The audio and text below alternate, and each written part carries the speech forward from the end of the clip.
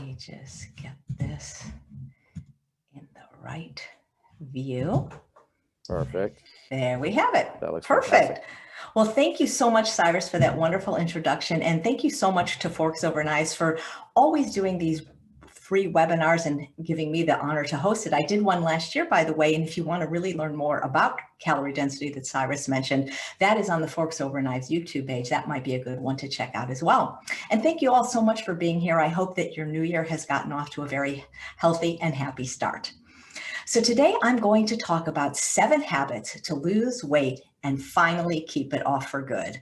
And this does not involve counting calories, weighing and measuring your food on a plate, eating thimble-sized portions of food, no excessive exercise, no pills, potions, procedures. And if that sounds good to you, you're in the right place.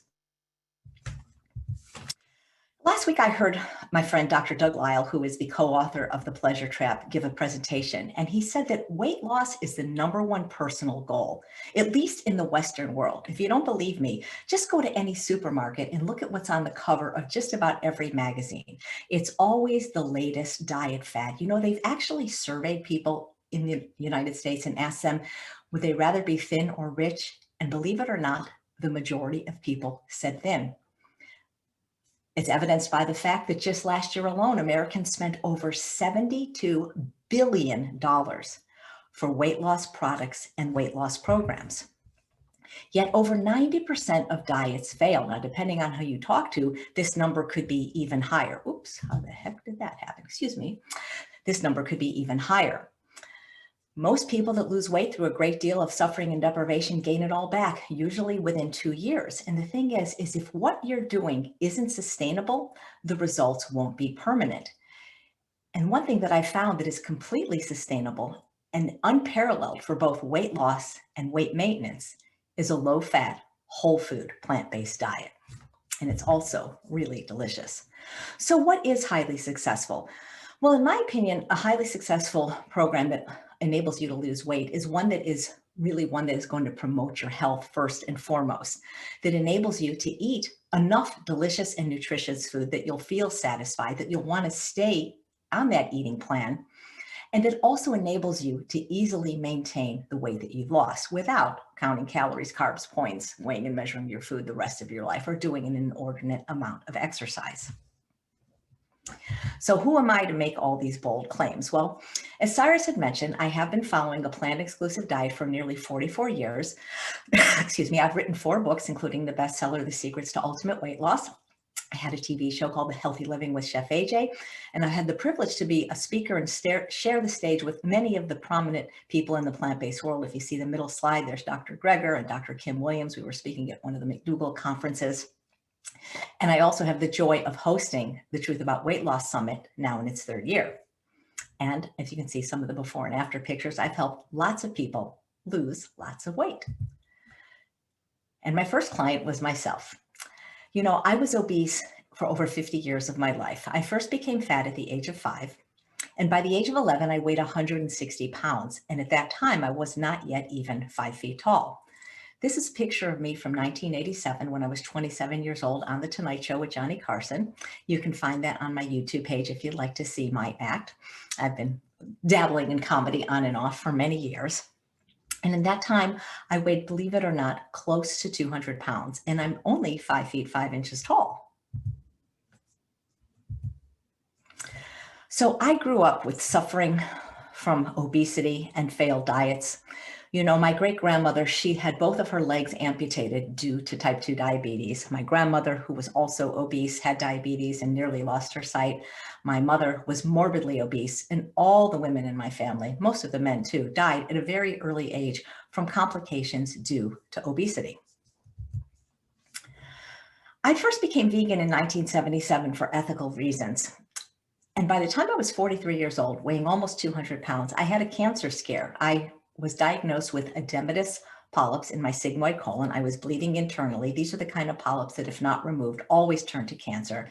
Now, I had been vegan for 26 years, but I wasn't following a low-fat, whole food, plant-based diet. I was following a junk food vegan diet. And this is when I had my wake-up call and really changed my diet for the health-promoting one that I eat today and that I'm going to tell you about.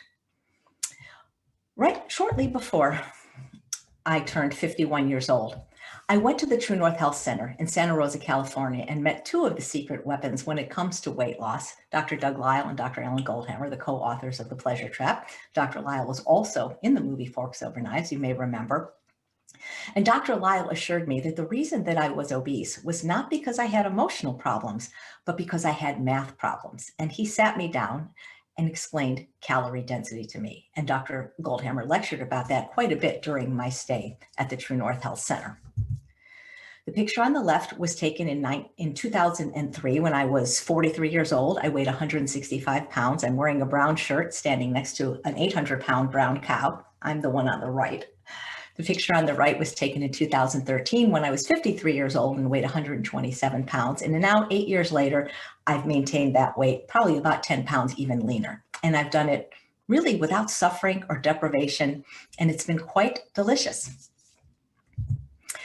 But more important than that, I've had the privilege now to work with thousands of clients to help them gain both the health and the body that they so richly deserve. And today I'm going to talk about the 7 habits of highly successful losers.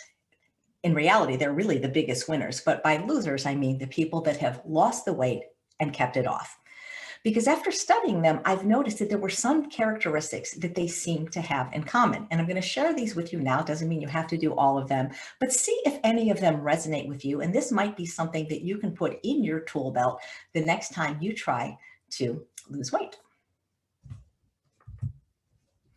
So the first habit that I've noticed that all the biggest losers have in common is they eat rather simply. And simply doesn't mean boring. I'm not saying that you have to eat broccoli and sweet potatoes every day for the rest of your life, although Dr. McDougall just said last week on a talk that you could do that and be perfectly healthy. But by eating simply, what I'm actually talking about is limiting variety. Now, that doesn't mean limiting variety from meal to meal, but per meal. Now, how many out here watching today eat 30 different breakfasts, 30 different lunches, and 30 different dinners? Let's face it, most people find their favorites, whether they're healthy or not, and repeat them over and over. And that seems to work beautifully for weight loss and weight management. And also, it's a very simple way to eat, and it makes the food prep much easier. But the reason we say to limit variety per meal is because of this notion that was coined by Dr. Barbara Rolls, who we'll meet later in this presentation, called sensory-specific satiety. And what Dr. Rolls discovered is that the more choices you offer yourself per meal, the more you're likely to overeat, because variety encourages overeating. Think about it. Have you ever gone to a buffet or a cruise? The more choices that you afford yourself, the more you're going to find yourself eating. Think about Thanksgiving. Many of us are stuffed to the gills and we can't eat another bite until that pumpkin pie comes out. With sensory-specific satiety, that means you can actually lose your appetite for one food, but then continue appetite for another food. What this means is that per meal, don't allow yourself limited choices. And especially if you are someone who suffers with food addiction, variety actually can be the kiss of death. So eating simply has been a tool that many of my clients have successfully used. Find your favorites and repeat them often. But realize that even within the plant kingdom, the variety is endless. In the legume category, there's over 18,000 different kinds. There's 4,000 different kinds of sweet potatoes. So looking at a bowl like that, you can vary the grain, the green, the vegetable, the sauce. And so in a way, the variety can be unlimited.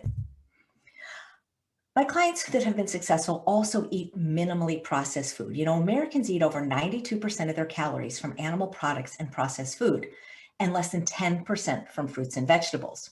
The people that have been successful losing weight and keeping it off are eating whole foods in their whole form with the fiber and water attached, not eating these ultra-processed, ultra-refined foods that have no fiber and have no water.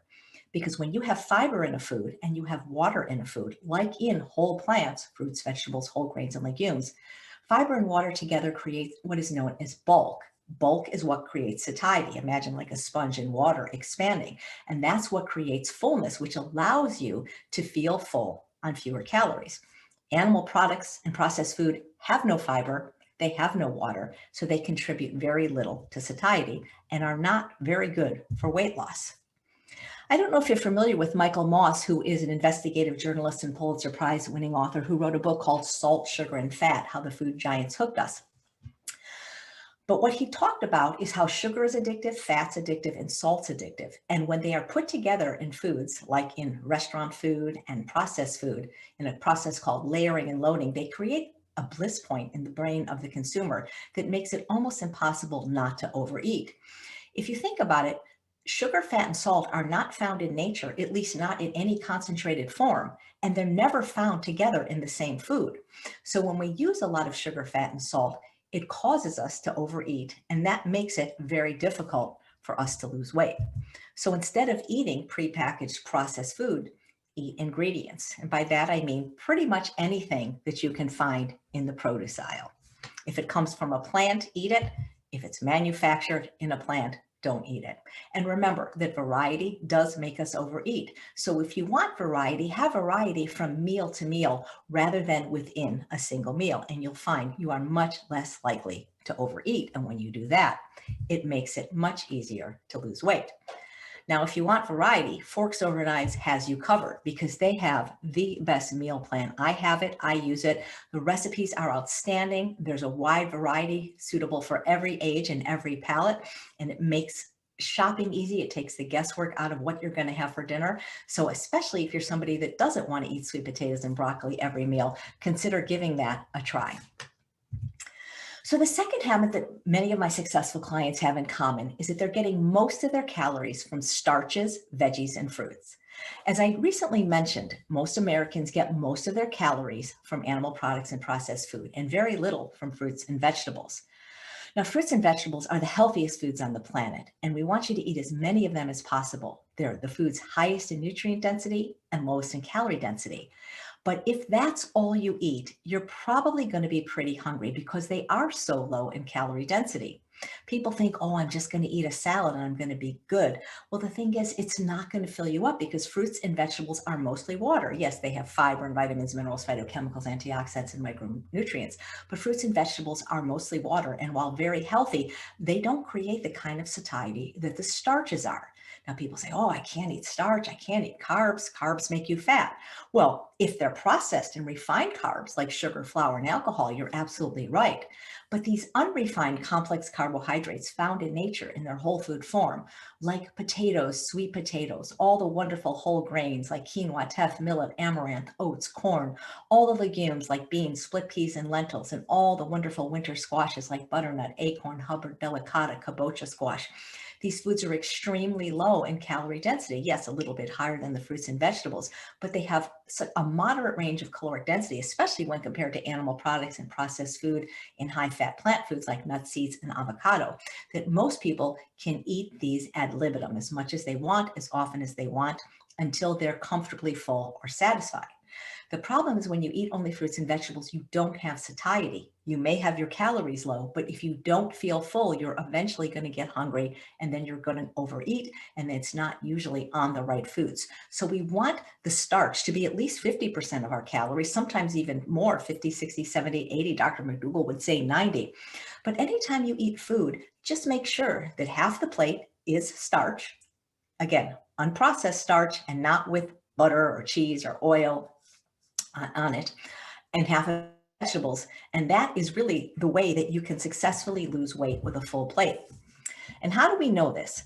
Well, now I want to introduce you to Dr. Barbara Rolls. She's an upcoming speaker on the Truth About Weight Loss Summit, and she has a laboratory at Penn State University where she studies human eating behavior. And she's done more research on the field of calorie density than any other human being alive. Now, first, you need to know that your stomach is lined with these receptors. You actually have three kinds of receptors: stretch receptors, nutrient receptors, and calorie receptors. And this is what's going to tell you whether or not you feel full. The problem with most diets is they ask you to eat less food, and that makes about as much sense as asking you to breathe less oxygen. You can only do that for so long without becoming extremely uncomfortable. You want to activate your mechanisms of satiety, the stretch, nutrient, and calorie receptors, but do it in a way that you can actually reduce your calories without noticing, without feeling hungry. Well, how do you do that? Well, thanks to Barbara Rolls, she discovered in her laboratory at Penn State, where she studies human eating behavior, That human beings eat the same amount of food per day by weight. Now, that doesn't mean that I eat the same amount as Patrick Barboubian, who's the strongest man in the world, who happens to be vegan, but that most of us consistently eat 3 to 5 pounds of food a day. The problem with traditional diets, where they ask you to weigh and measure your food or count calories, is that you're eating less food that your body requires and desires. So, what we want to do is keep the amount of food constant, 3 to 5 pounds of food a day, but change the overall caloric density of that food so that we can actually, in some cases, eat twice as much food, yet take in half as many calories.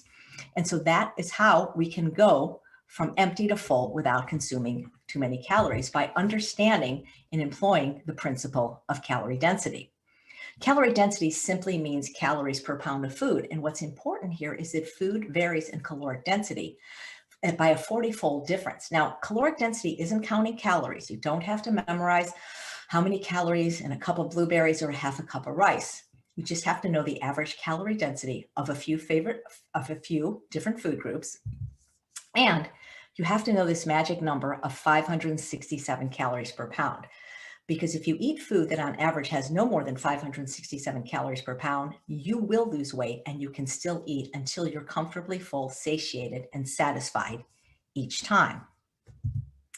As I mentioned, there's a 40-fold difference in the caloric density of food, with non-starchy vegetables like greens being the food lowest in caloric density, also very high in nutrient density. These have only about 100 calories per pound, and they're loaded with fiber and vitamins and minerals and water. And at the other end of the spectrum, we have, I don't even really think this is a food, but olive oil, any kind of oil for that matter, any refined or processed oil, 4,000 calories a pound, a 40-fold difference in the caloric density of food. So hopefully you can see, simply by making some swaps and changing the caloric density of the foods you're eating, you would be able to lose weight. You know, for the same amount of calories in 2 tablespoons of olive oil, which really isn't very much, and if you're eating at restaurants a lot, believe me, you're getting at least 2 tablespoons of olive oil, you could have 4 pounds of zucchini, 4 pounds. Now, what do you think is going to fill you up more? So as I mentioned, last year, I had the privilege of giving a Forks Over Knives webinar on calorie density, where I really delved into this. That is still available on YouTube if you'd like to brush up on it or learn more about it. But here's the calorie density chart that I'm referring to. This red line is something that I came up with when I was trying to explain to clients what they could eat and keep it very simple. And it corroborates with the research that 567 calories per pound is the magic number, because the foods to the left of the red line are all the whole plant foods found in nature: fruits, vegetables, whole grains, and legumes. And of these, you can freely eat. The foods to the right of the red line, the ones in red, these are either animal products or processed food. These are not found in nature. They are of a very, very high caloric density. They don't have water. They don't have fiber, which means they don't contribute to satiety, and they have no vitamins, minerals, phytochemicals, or antioxidants. The foods in purple are very, very healthful foods. These are the high-fat plant foods, but they are extremely calorically dense. And for some people, including them in anything but small amounts makes it very difficult for them to lose weight and maintain that weight loss. When you eat, calories are important, but the other thing that's really important is satiety, because you could stuff yourself with iceberg lettuce all day and you could feel mechanically full, but you won't feel satiated. And that's why I don't recommend just eating fruits and vegetables, why starch is important, because you need to feel satiated in order to stop eating. Well, there was another doctor at Sydney University named Dr. Susanna Holt, who developed what's known as the satiety index, where she tested the effect on hunger on a variety of different foods. And guess what food created the most satiety? Well, it's one of my favorite foods, and that would be the potatoes. And before you say potatoes are fattening, I'd like to refer you to people that have eaten nothing but potatoes for a year and lost tremendous amounts of weight, like Andrew Spudfit Taylor, who after a year of eating only potatoes, lost 120 pounds and reversed his food addiction and depression. But you have to realize that what you eat has to fill you up, or else you won't be able to stop eating. The thing that's great about these carbs, these complex carbs, the starches, is they're like an hourglass and they release their energy slowly over time. I've often heard Dr. McDougall say that starch is to the hunger drive what oxygen is to the breathing drive. The other secret is to, again, to have everything you eat have fiber and have the fiber intact. because fiber keeps you full longer and it doesn't contribute to calories. You know, fiber is important to every single bodily process. It helps flush out toxins. It binds to waste material like cholesterol. It actually tricks the brain into thinking it's full on fewer calories. It makes you regular. But where weight loss is concerned, it really is the magic bullet because it is what keeps you full. And again, if you're eating 92% of calories from animal products and processed food, you're getting very little fiber. And believe it or not, only 3% of Americans even get enough fiber. I want to talk a little bit about the blue zones for a minute because I learned something really interesting when I recently interviewed Dan Buettner, who studied the blue zones, and that they eat savory breakfasts. If you're familiar at all with my work, you know that for the last 10 years, I've been suggesting to people to eat vegetables for breakfast, and people thought I was crazy. But then I find out from Dan Buettner that blue zones actually eat savory breakfasts, and most people in parts of the world that don't suffer from the obesity and disease rates that we have in the United States actually eat savory breakfasts. Now, if you're somebody that struggles with food addiction, particularly sugar addiction, this might be a strategy you'd like to try. Because when you start your day in a savory way, you really can set yourself up for success by not having those sweet cravings, by starting the day with something sweet. You know, most Americans, 67% in fact, start their day with boxed cereal, which is basically like sugar and flour in a box. The box is probably the healthiest part because that's where all the fiber is. It's not that you can only eat vegetables for breakfast. I just recommend that you eat them as part of your breakfast with your starch, actually as part of every meal. So another great strategy for losing weight and keeping it off is without weighing and measure your food, but just visually noticing that every plate of food you eat is half starch and half non-starchy vegetables, because the vegetables will dilute the overall caloric density of the meal, give you all the nutrients you need, with one extra bonus. And I found this out quite by accident. When I started my Ultimate Weight Loss Program 10 years, I would tell the participants to eat vegetables for breakfast, not knowing really until Dr. Greger's book, How Not to Diet, came out, that the reason these were so successful was because of a compound called thylakoids. Thylakoids are found in the dark green leafy vegetables, and they actually turn off the hunger switch, fight cravings for things like sugar, and they actually block fat absorption. So if you start your day with a dose of thylakoids, you're setting yourself up for success.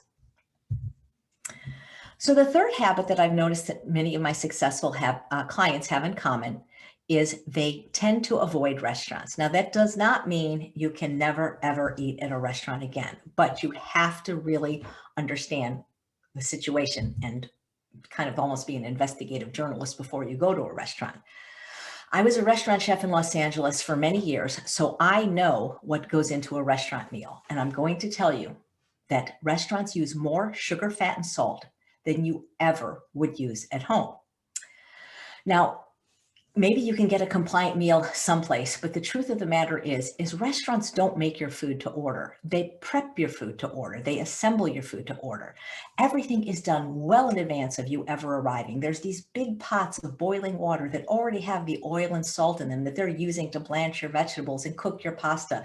The grill, even if you say no oil, is already smothered with oil. All the cookware has residual oil. It's really hard to get a meal that's free of oil, let alone salt, in a restaurant. I know there may be exceptions, and there's actually things you can do to increase your chances. And I actually do a whole webinar on this and have a chapter in my book about that. But you have to know that restaurant meals are not necessarily going to help you lose weight and keep it off. And one of the reasons I really firmly believe this now is that since the pandemic, this has been the first time that many of my clients have ever been able to lose weight. And that is because they're not eating at restaurants anymore. Dr. Susan Roberts at Tufts University, who's one of the experts on the Truth About Weight Loss Summit, said that 92% of the meals that we eat at a restaurant contain more energy than most of us need at a single meal. She talked about how her lab is right across the street from multiple restaurants and how she would get restaurant food, and she was able to completely analyze how many calories and how many grams of fat were in these meals. And she said the average restaurant meal, because of the large portion sizes, especially today, has something like 1,500 calories. And she said when people eat a meal that big, 500 to 1,000 calories more than they need, she says they don't compensate for it the next day by eating 500 to 1,000 calories less, which is why restaurant eating can really pack on the pounds. I want to give you an example of what 2,000 calories can get you in many restaurants. And this is from the New York Times. This is Chipotle. I don't know what restaurant this is. This looks like Panera, Sonic. But what about a vegan restaurant, you're asking me? That must be a healthier choice. Well, it's definitely healthier for the plant and the animals, but not necessarily for your waistline. This, by the way, if a restaurant has at least 3 locations, they're required to put their nutritional information online so you can take a look at really what you're eating. Many people would think, wow, kale quinoa power salad, that's got to be a great choice. But if you've ever seen it, first of all, it's not very big. But second of all, this salad has over 500 calories, 25 grams of fat, 2.5 of them saturated fat, and over 1,300 milligrams of sodium. I think what a lot of people don't realize when they eat at restaurants is what I call the forgotten 500 calories. They've done studies using oil and not using oil to see if people had different levels of satiety. So what they did is they made a meal of pasta primavera, and they made it the way I would make it, where you have pasta that's not boiled in water, there's no oil added after it comes out. That's what restaurants usually do, by the way. They glug it after they take it out of the water, which already had oil. The marinara was oil-free, and the vegetables didn't have any oil or butter. So they had this nice plate of food that was a pasta primavera made without oil. They made an identical version with oil, the way they normally would at a restaurant, by putting the oil in the water of the pasta, on the pasta when it comes out, on the vegetables, and also in the marinara sauce. Identical plates of food visually by weight, but one had 500 calories more. No one could ascertain any more fullness by eating 500 calories. That's what happens when you eat at restaurants and when you eat oil, because oil is insidious. It slips under the radar undetected by your mechanisms of satiety because it can't activate the nutrient receptors because there's no nutrients in oil. It can't activate the stretch receptors because there's not enough volume, and you would have to eat an unthinkable amount before it could even activate your calorie receptors. And so you don't feel any fuller from eating 500 calories when they come from oil. And that's why cutting down on the restaurants, maybe even eliminating them for a while, can really help whittle the waistline. So these are the kind of foods I eat, and not a single one of these has even 500 calories in it. And you can see by the picture in the middle where I'm on the cruise, that was just my first plate of food, and that wasn't anywhere near 500 calories, and I had more than one plate. So the next habit that my successful clients have had in common is practicing some form of abstinence. Abstinence basically means that they have found the things in their life, whether it was a food or a drug or a habit, that just didn't work for them, and they stopped doing it. They abstained from doing it. And this is going to be a very individual thing. And this is where it's really just important to know yourself. You know, I have been saying since day one, do the least restrictive diet that you can do, but that will give you the results you seek. And for some people, including certain foods, even in small amounts, just derail their success. You know, we've known for a very long time that sugar is more addictive in studies than either cocaine or heroin. It lights up the same parts of the brain because it actually abuses the reward center of the brain. Sugar is also very high in caloric density, 1,800 calories a pound, no fiber, no water. You know, the beets that it was made from were only 195 calories a pound. But research is showing that for many people, especially people that are vulnerable to the effects of refined food addiction, that flour does the same thing. Flour, again, is a highly processed food where the fiber has been disrupted or stripped or destroyed or removed. Flour is about 1,500 calories a pound, which is triple the caloric density of the whole grain from which it was made. But the problem with sugar and flour for those that are susceptible is that it goes through the same refining process as drugs and alcohol. And for those people, these create an addictive-like response. So for some people, they find when they abstain from these foods, they have a much easier time losing weight and keeping it off and not constantly teasing themselves with these pleasure trap foods. If you remember this commercial, I believe it was from the 70s, Lay's potato chips, bet you can't eat just one. Well, you can't. And if you can't, there's nothing wrong with you. You know, you're genetically hardwired to prefer the most concentrated source of calories for survival. And the processed food industry knew this, and they manufactured these food science experiments, really, so that the average person, when they eat them, would get a mild level of addiction, get that bliss point in their brain, continue with the hedonic eating, and continue to buy the product. And again, I'm not making this up, folks. You can look in the medical literature yourself. There are thousands now of articles showing how, for example, that people addicted to fat can alter the brain as much as hard drugs can, that salt is linked to drug addiction. And this goes on and on with sugar, fat, and salt. Now, a lot of people think if they're going to abstain from their favorite foods, it's going to be very difficult. It's not going to be enjoyable. But for the people that are able to do this, I always say that abstinence is freedom, and it's actually bliss.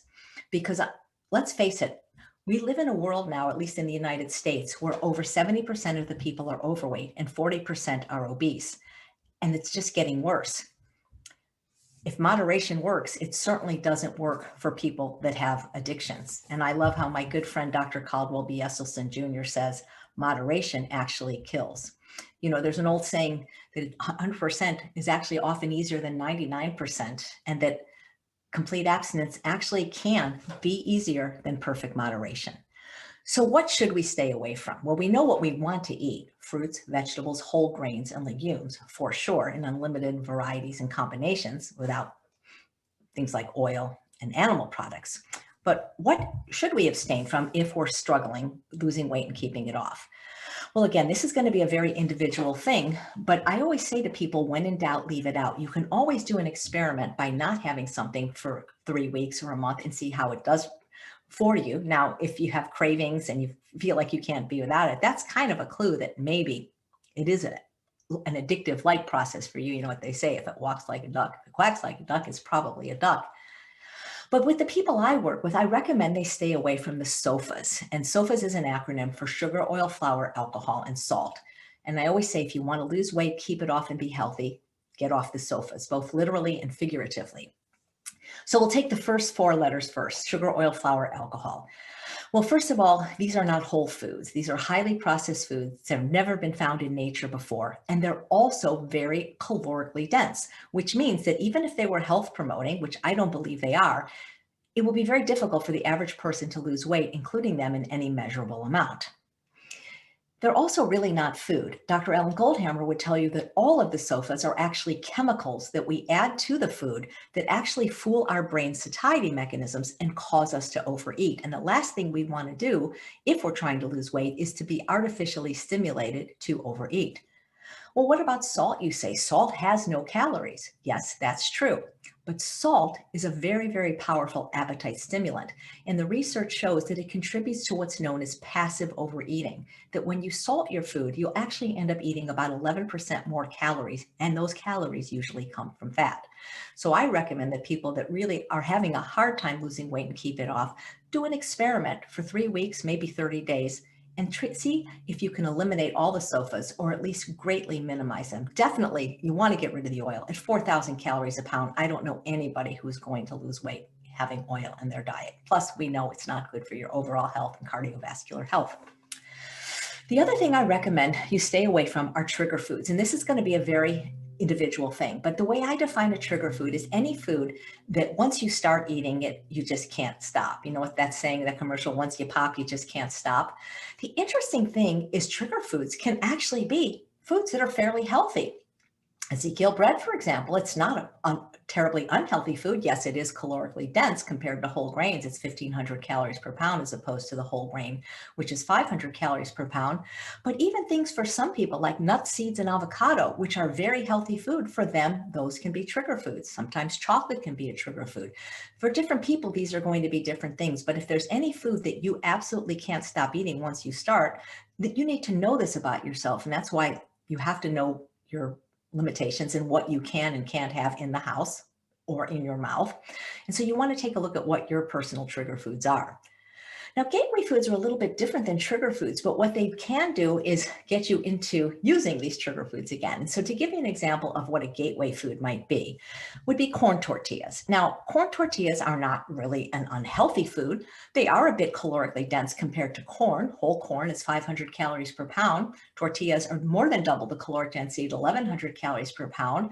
When you cut them into chips and bake them, even without oil and salt, they're now about 1,800 calories a pound. Remember, the water has been removed. So anytime you remove water, you decrease satiety, you increase calorie density.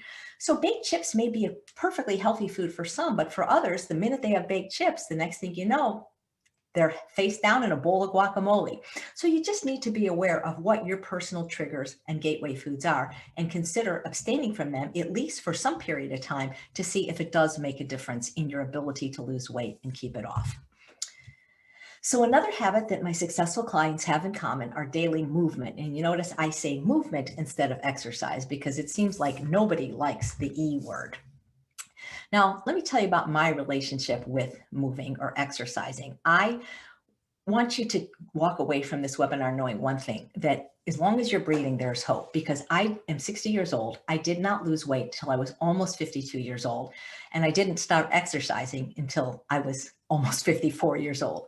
So there is always hope. But what happened to me when I was almost 50 years old is I slipped on a wet floor in an office building and I severely fractured my knee. I was too fat to use the crutches that they gave me in the emergency room or the walker that they then tried to give me. So I had to be in a wheelchair for 4 months. And while I was in the wheelchair, I was getting heavier and heavier. And I had to have all my daily needs taken care of by my husband, which was embarrassing. And that's when I vowed that once I got out of this wheelchair, I was once and for all going to do something about my weight. But the thing is, it took a while before the knee was well enough that I could walk, let alone do any kind of exercise. The first thing you have to know is you can't outrun your mouth. You can't outrun your knife and fork. You can't just exercise on a bad diet and hope for great results, but exercise can certainly supercharge a good diet. You may be familiar with an article that came out a few years ago that was groundbreaking in the Scientific American Journal called the exercise paradox. And what the research discovered is that exercise actually contributes negligibly to weight loss, that you actually do not burn very many calories when you exercise. So if that's the case, why bother doing it at all? Well, exercise is important for other reasons. It's important for brain health, bone health, immune function, cardiovascular health. But where weight loss is concerned, it can be really important, especially where weight maintenance comes along, because what exercise does is it increases your self-esteem and it also increases your willpower. And when both of these things are high, you have a greater chance of sticking to a healthy eating plan. The other thing that's really cool about exercise is that it makes you look longer and leaner regardless of your weight. And that if people have addictions, exercise has actually been shown to rewire the brain that helps people manage their addictions and possibly even overcome them. You can eat pretty healthily all day, but still blow it at night with a 2,000 calorie binge. But you can never undo the effects of having exercised. So it's really an important habit to start. Now, if you're like me and never exercise, just start where you are. Even people in wheelchairs, there are things that you can do, and you'll learn this in the Truth About Weight Loss Summit, things like isometric exercises. There's always something that somebody at every level of ability or debility can do. Even just getting a pedometer or using your phone to track your steps on any given day, and then maybe increase them by 1 step or 10% steps every day. I've seen dramatic changes in people just starting to get out and move. If you don't like any exercise, or if you're one of those people that don't like any vegetables, you eat the vegetable you hate the least, you do the exercise that you hate the least. The thing is once you do it, you may actually start liking it, especially when you see what it does to impress your internal audience and it makes you feel better. Exercise is the most underutilized antidepressant and anti-anxiety medicine. It'll help you sleep better. When you sleep better, again, your ability to stick to a healthy eating plan is increased. And again, it really does increase willpower, and it also allows you to burn more calories even at rest. So start somewhere. Maybe there was something you enjoyed doing when you were little. Go outside and play, dance to music, but do something and just start where you're at. Another really important habit that my successful clients have in common is always being prepared. I'm sure you've heard that saying about a Boy Scout always being prepared, and that's really important when it comes to affecting permanent dietary and lifestyle change. A lot of people say to me, "Oh, Chef AJ, I just can't do what you did because I don't have your willpower." Well, I don't have any more willpower than any of you, I promise you. But what I do have is excellent preparation skills. I always batch cook and I always have healthy food ready. Because willpower depletes not only as the day goes on, but every time you have to make a decision. And guess what? We're forced to make over 200 food decisions every day. And so don't leave your success to chance. Have healthy food ready, because if all you have is healthy food and it's prepared, I promise you, you'll eat it, because preparation always trumps motivation. I like this quote by not Dan Buettner, Marcos Borges, who's a friend of Dan Buettner's, who's an expert in the upcoming Truth About Weight Loss Summit. He says, if you want to be the best at anything, including the best version of yourself, you have to have systems in place for success. These systems are healthy habits. And making sure you always have healthy food ready, whether you travel, whether you're going to work or school or at home, that is going to make the biggest difference. And if you don't want to make the food yourself, it's not as expensive as you think to get somebody to batch cook for you. There are now whole food, oil-free meal delivery companies. There's the Forks Over Knives meal planner. There's the Forks Over Knives cooking class. They've got you covered, but you've got to find a way to make sure that healthy food is always there and it's always ready. And that really has been my secret over the last 10 years to keeping my weight off. Plus this next one, which is to create a clean environment. Now, if you know me at all, I'm kind of known for this saying, if it's in your house, it's in your mouth. And it's not a question of if you will eat it, when. Now, if you saw the movie Forks Over Knives, remember how they talked about how all organisms are looking to gain the most pleasure for the least amount of pain with the least amount of energy. If you love junk food, don't beat yourself up. You're supposed to. We're genetically hardwired to prefer the most concentrated source of calories for survival. That's just what we're supposed to do, because back in the day, we didn't get enough food. So anytime we saw higher calorie food, we gorged on it to survive. But now we have the opposite problem. We have too much food. We're not struggling to survive. There's a 7-Eleven on every corner. Most places are open 24 hours. So you're programmed to seek the most concentrated source of calories for survival. So if there's rich food in your house, even if it's not your favorite flavor, you're always going to be drawn to it. It will always be calling your name. And especially if you have a bad day, even more so. There's a neurotransmitter that's released in the brain anytime we have a pleasurable experience. It's called dopamine. And they talk about this in Forks Over Knives: food, sex, food.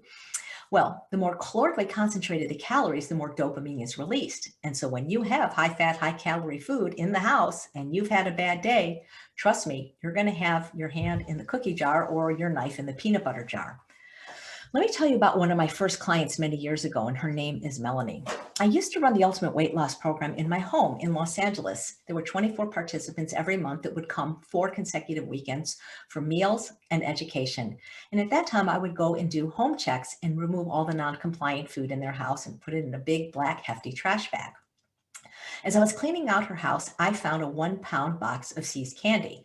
And she wouldn't let me throw it away. And I said, why not? I go, we can't have it in here. We're doing the 30-day challenge. She says, well, that's Scotch. And she goes, I don't like dark chocolate. I don't even like that flavor. And I said, this is not a good idea. Well, guess what happened the day that her dog died? All of a sudden, dark chocolate tasted pretty good to her, even though it wasn't her favorite flavor. When you're seeking that hit of dopamine, it doesn't matter if it's your favorite flavor or not. You're always going to be drawn to the most calorically dense foods that are available in any environment that you are. You have to understand that willpower is only required if you have to make a decision. And when you have a clean environment, there's no willpower necessary. Now, if you don't believe me, let me give you a few quotes from some of the experts in the plant-based world who also talk about the importance of sanitizing your environment. One of the things that Dr. Lisle has said for years is that we must work harder on our environment than we do ourselves. I love how Dr. Carrie Saunders says, if you hang around a barber shop, it's just a matter of time until you get a haircut. And Dr. Tom Campbell, the co-author of the China study, who actually runs an obesity clinic in Rochester, New York, says if you have temptation anywhere in your environment, you will fail. Now, I know this can be difficult for people, but if you live alone, it shouldn't be that hard. But I understand that we often live with people that aren't following our dietary style. So there's some negotiation that may have to go on. And sometimes even a session with Dr. Lisle can help set the other people straight. But the thing is the cleaner the environment you can create, the easier time you'll have. I always say that the more your environment is clean, the more likely you are to be lean.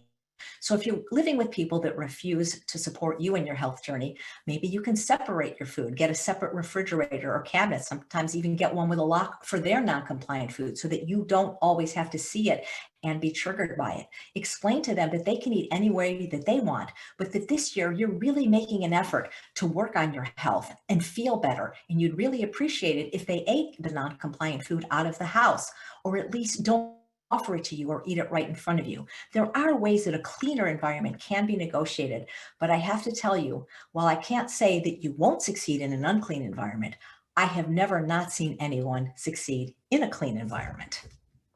If it's in your house, it's in your mouth.